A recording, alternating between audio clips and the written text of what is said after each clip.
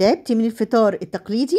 عايزة تفطري حاجة جديدة ومختلفة بس في نفس الوقت تكون سريعة وطعمها خيالي. في الفيديو ده هشارككم أسرع وألذ طريقة لعمل طبق الفول اللي بالسجق المصري الأصيل. يلا بينا نشوف الطريقة بالظبط. هنجيب نص كيلو فول بلدي وهننقعه 12 ساعة، وهننقع معاه نص كوباية غلة بيضة بتاعت القمح وكوباية فول بصار اللي هو الفول المدشوش. اوكي، 12 ساعة لحد ما تضاعف حجم الفولة زي ما انتوا شايفينها دلوقتي. هنحضر معاها طماطمتين مخلوطين، وهنحط معاها جزرتين مبشورين وكوباية كبيرة عدس اصفر وليمونة. هي دي بس المكونات بتاعت الفول المدمس. هنحط المقادير كلها في القدرة زي ما انتوا هتشوفوا دلوقتي. لو مفيش قدرة ممكن تحطيها في حالة الضغط، بس انا صراحة انا ما بحبش حالة الضغط لانه ساعات كتير بيبوظ وبيشيط، لان انا جربت اكتر من مرة في حالة الضغط صراحة ما عجبنيش خالص.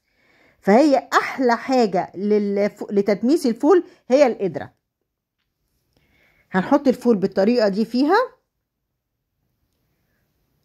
وهنحط معاها الطماطم. بصوا بقى انا بوريكم بقى الفولة والغلة والفول المدشوش كله تضاعف حجمه اهي. هنحط الطماطم وهنحط الجزر والعدس. ادي الطماطم وهنحط جزرتين مبشورين كويس او مطحونين في الكبة، والعدس.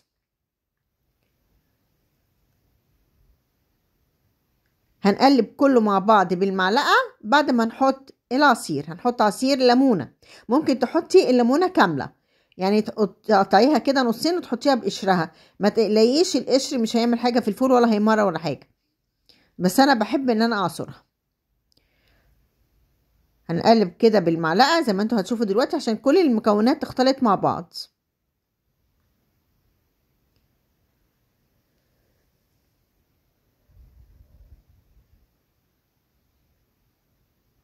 هنحط المية لازم تغمر الفولة، لازم تغمر الفول، يعني ما تحطيش المية ناقصة، وكمان زيادة تحطي المية بالزيادة، لانها كمان وهو بيستوي هتعوزي تزودي مية. المية بقى في نقطة لازم تعرفيها كويس، المية ما تحطهاش باردة من الحنفية خالص وهو بيستوي، لازم تكون مية سخنة. ليه؟ لان لو حطيتي مية باردة الفولة هتأزمل منك ومش هتستوي. هنحط بقى كده على الفول على البوتاجاز وهنسويه، وهيطلع بالمنظر الجميل اللي انتوا شايفينه ده. بص اللون والجمال، الله الله، كهرمان كهرمان ما شاء الله. بوريكم الفولة بقى دايبة دوب اهي، دابت خالص اهي، مهرية خالص في قلب القدرة. بوريها لكم تاني اهي. بصوا منظر الفول ما شاء الله عليه، ما شاء الله ما شاء الله. هنيجي بقى نحضر الطبق الاساسي بتاع الفيديو النهارده. هنجيب حوالي نص كيلو طماطم وهنقطعها مكعبات صغيره بالطريقه دي.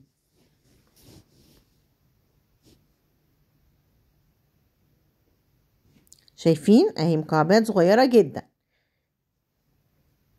انا مسرعه الفيديو في الحته دي عشان الفيديو طويل شويه. كده خلاص ابتدينا نخلص الطماطم. هنكون محضرين معاها كمان قرن فلفل رومي وقرن فلفل حراق. لو ما تحبيش الحراق ما تحطيش، بس صراحة السبايسي في الطبق ده بيخلي الطبق بيروح في حتة تانية خالص. هنبتدي بقى نخلص بالطريقة دي. هنا بنقطع الفلفل الحراق، وكده خلاص الخضار خلص.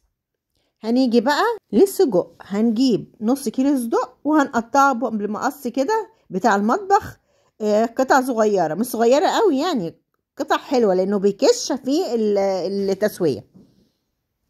بالطريقة دي بنقصقصه كده بالطريقة قطع كده، وهنروح هنشوف هنعمل ايه بعد كده.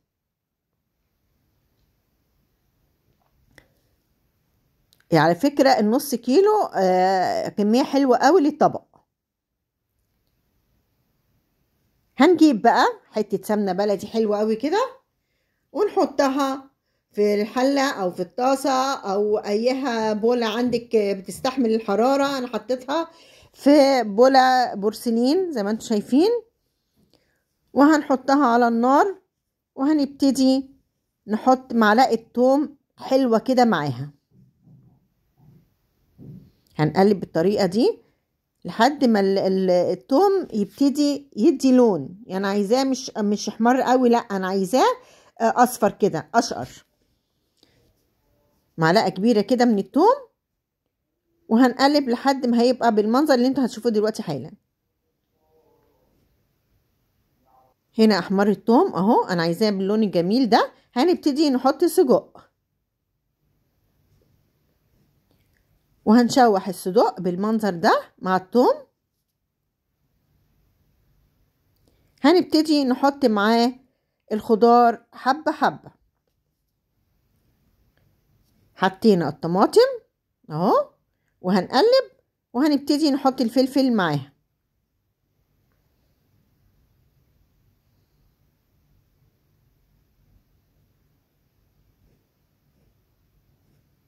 بصوا هنا حطينا الطماطم، هنحط معاها معلقة من الصلصة. الصلصة بس بتعزز اللون والطعم.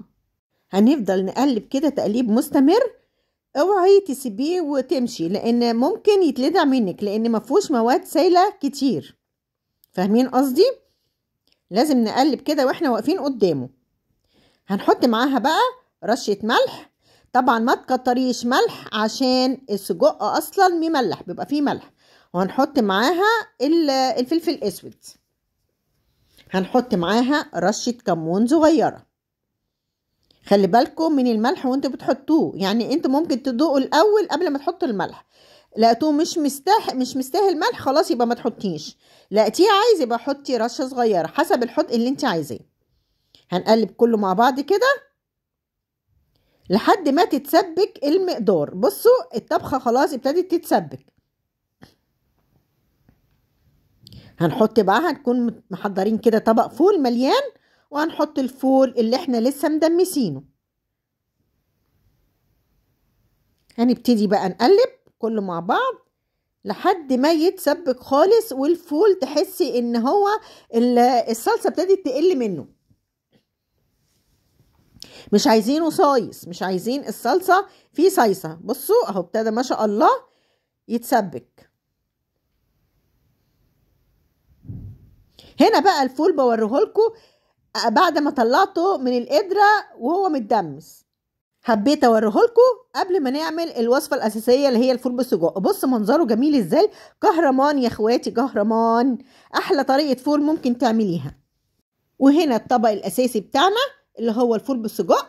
يلا قومي اعمليه وجربيه، ولو عجبتك الوصفة ما تنسيش تعملي لايك للفيديو وتشتركي في القناة وتفعلي الجرس على التنبيهات علشان يوصلك كل جديد، وشاركوا الفيديو مع اصحابكم وجربوا الوصفة. قولوا لي رأيكم في التعليقات. والسلام عليكم ورحمة الله وبركاته.